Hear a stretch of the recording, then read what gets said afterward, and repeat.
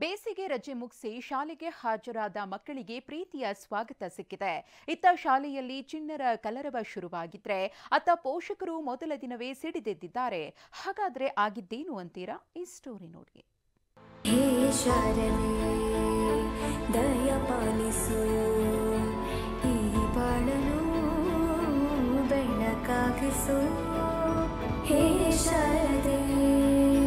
ಸಂಭ್ರಮ ಸಡಗರ.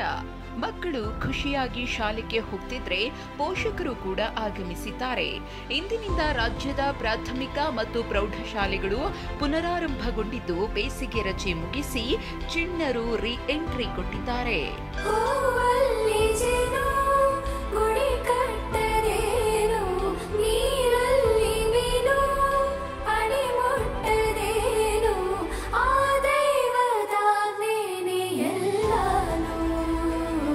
ಶಾಲೆಗೆ ಮರಳಿದ ವಿದ್ಯಾರ್ಥಿಗಳನ್ನ ಸಂತೋಷದಿಂದ ಬರಮಾಡಿಕೊಳ್ಳಲಾಯಿತು.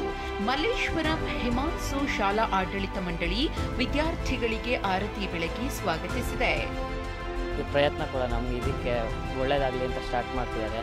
ಒಳ್ಳೆ ಗುಣದಿಂದ ಸ್ಟಾರ್ಟ್ ಮಾಡ್ಕೊಂಡು ಈ ಸಲ SLC ಚೆನ್ನಾಗಿ ಓದಿ ಒಳ್ಳೆ ಮಾರ್ಕ್ಸ್ ತರಬೇಕು. ಶಾಲೆ ಆರಂಭದ ದಿನವೇ ಪೋಷಕರ ಗಲಾಟೆ, ಧರಣಿ. ಖಾಸಗಿ ಶಾಲೆಯಿಂದ ಹೆಚ್ಚುವರಿ ಶುಲ್ಕ ವಸೂಲಿ ಆರೋಪ.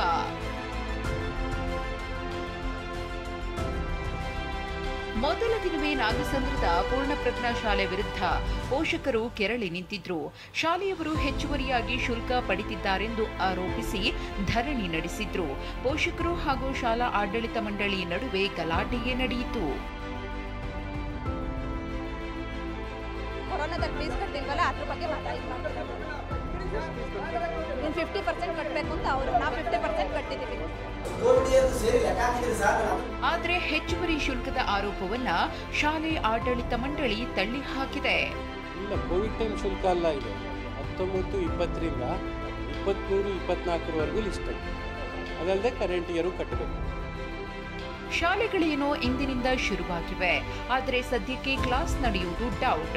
ಯಾಕಂದ್ರೆ ಶಿಕ್ಷಣ ಇಲಾಖೆ ಕೇವಲ ಅರ್ಧದಷ್ಟು ಮಾತ್ರ ಪಠ್ಯ ಪುಸ್ತಕಗಳನ್ನ ತಲುಪಿಸಿ ಸುಮ್ಮನಾಗಿದೆ. ಹೀಗಾದ್ರೆ ತರಗತಿ ನಡೆಸುವುದು ಹೇಗೆ ಅಂತ ಶಾಲೆ ಆಡಳಿತ ಮಂಡಳಿಗಳು ಬೇಸರ ಹೊರಹಾಕಿವೆ. ಇನ್ನೊಂದು 20% ಇನ್ನೊಂದು 2 ದಿವಸದಲ್ಲಿ ಕೊಡ್ತೀವಿ. ನಾಳೆ ನಾಳೆ ಕೊಟ್ಟರೆ ಇನ್ನೂ ಮಕ್ಕಳಿಗೆ ಇಶ್ಯೂ ಮಾಡ್ತೀವಿ.